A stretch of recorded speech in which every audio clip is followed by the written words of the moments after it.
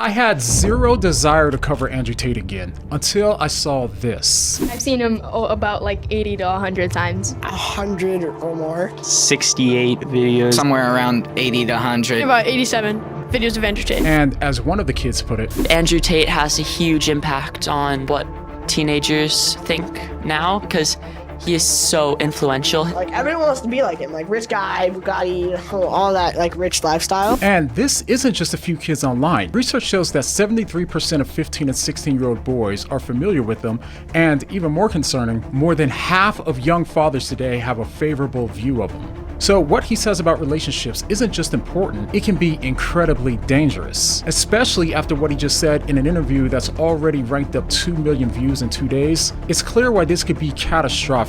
I mean, just take a listen to what he says here. So if you're a man who's prepared to have a bunch of women and you have your women, you're happy enough. But if you're a man who's stuck with a woman and you don't even get along with each other and it's a show marriage and you have to be together and you argue all the time and you're sexually repressed and you're being promised in secret that you can go to an island and finally be pleasured and satisfied, no one's ever going to find out, that's how you end up on the island. So this whole monogamy garbage that's being pushed by the West, especially amongst our elites, is the reason we have the biggest problem with pedophilia. This is what millions of young men are hearing and believing. 50% of men want to have those kind of relationships that he has. And it's not just them. Look at how people are reacting to this clip on X. He's not wrong.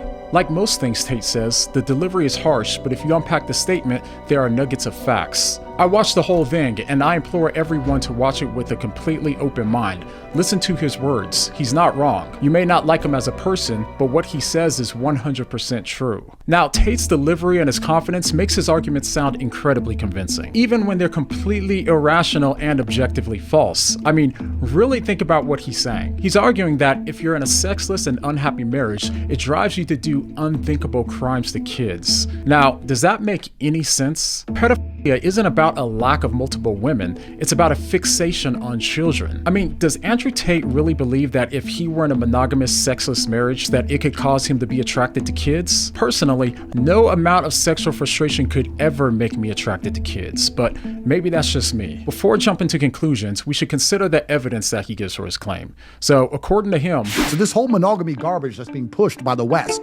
especially amongst our elites, is the reason we have the biggest problem with pedophilia. And they don't have this problem in South America because they all have girlfriends. They don't have this problem in Russia because they all have girlfriends. The Thai elites don't have this problem. They all have girlfriends. But here in the West, we're saying, nope, you just stick with your wife, only her, be happy with her. What happens if you don't get along anymore? What happens if you don't anymore ever? What happens if you're not enjoying it? And you're hearing all these stories from all these people having a great time. That's why we have a perversion problem, because we're suppressing men's natural inclination to sexually mate with women who are not the one they're married to. now, what's wrong with this claim?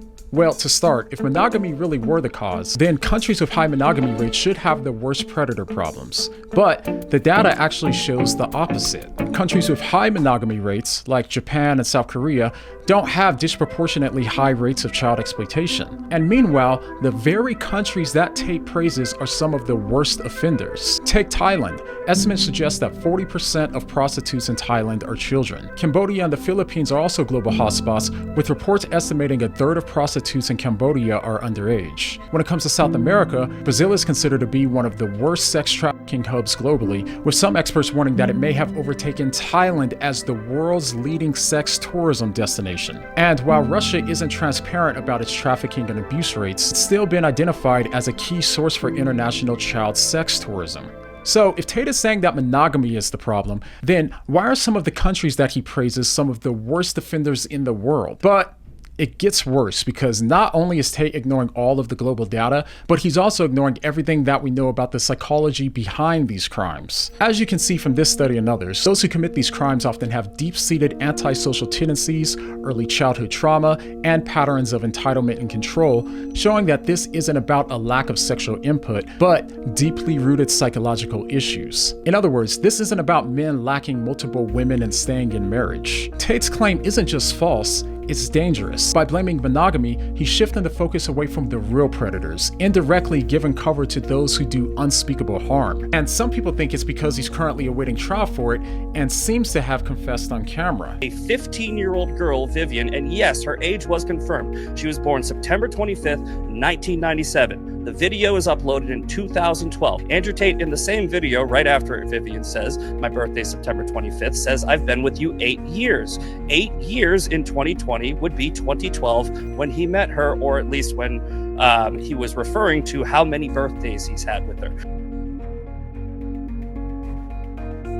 So now you can at least start to see how big of a problem it is that Tate teaches young men that commitment is a trap and that indulgence with multiple women is freedom. And we haven't even gotten to the worst part yet. As we'll come to see in a second, reality doesn't agree with that, and neither does the Bible. And when a pastor tried to remind Tate of this, here's how he responded.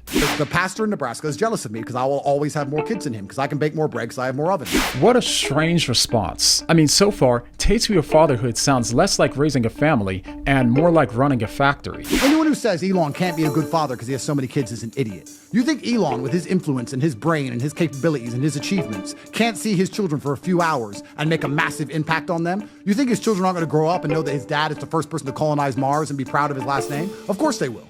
Of course, if you want to be a couch potato and sit at home and have no stories to tell and no capabilities and think that makes you a better father, well, then you're just an idiot. I'm saying your capability of a man as a man in all realms, your capability as a man reduces the amount of time you need to spend there. So Tate is saying that a man's success and status makes up for his absence, that just a few hours here and there is enough to shape his child's future. And when asked about fathering his own 10 children, he says, I'm not saying I don't see my children, I'm saying they don't matter. I'm saying that I believe with my financial capability and with my achievements, I can have a whole bunch of children. I can put them all on private jets in and out and see all 10 in a day if I need to, and I believe I have a large enough impact on them. But this goes against everything that we know about child development and psychology. We talked about this in my last video on Elon Musk, but study after study shows that children who grow up with their biological parents in the home have significantly better outcomes in life, emotionally, academically, and even physically. Children raised in these two-parent homes are far less likely to experience depression, anxiety, and behavioral issues. And those who aren't are more likely to drop out of school, engage in criminal activity,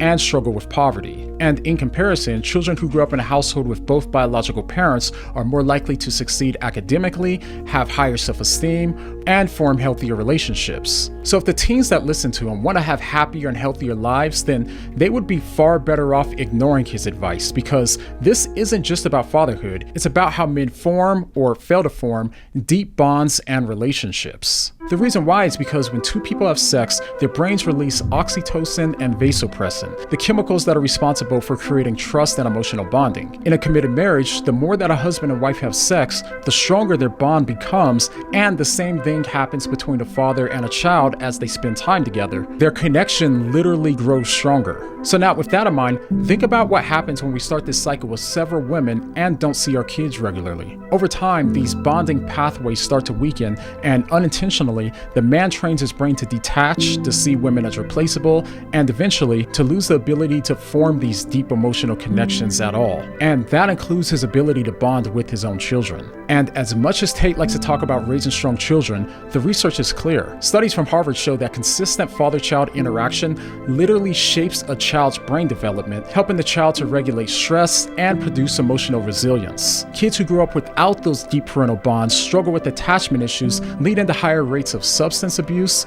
unstable relationships, and identity struggles. So when a father only sees his kids for a few hours here and there, those bonds never fully form. Okay, but the much bigger issue is this. Tate believes that he's building a dynasty.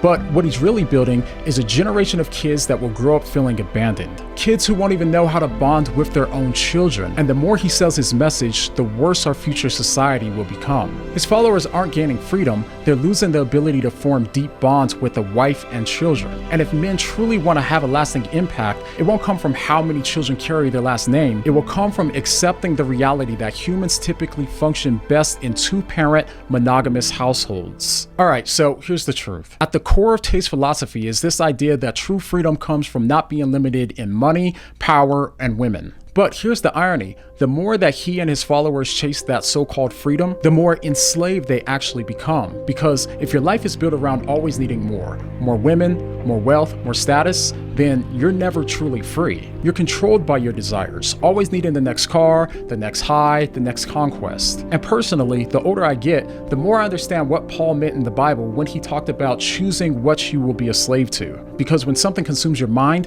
it drives your actions, and eventually you become a slave to it.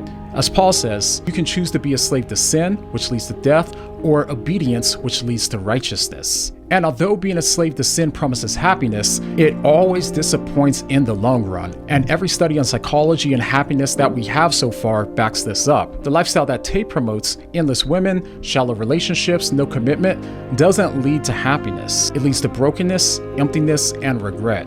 But the opposite is also true. When we choose to live the way that God designed us to, when we become slaves to righteousness, studies consistently show that people who actually live out the teachings of the Bible are far happier than those that don't, and those that have the best sex lives are those in fully committed marriages. And conversely, studies also show that those who are sleeping around with lots of women consistently report having far lower levels of happiness and sexual satisfaction. So the truth is, we're all going to be slaves to something. The real question is, what's better for you and your life? To be a slave to the ways of Tate, or instead be a slave to the ways of Christ? And by the way, I didn't even get into just how big of a problem it is to have 10 kids with different mothers like Tate, or 14 like Elon Musk. The impact can be devastating, and I break it all down here in this video, so go ahead and click here, and I'll see you over there, all right?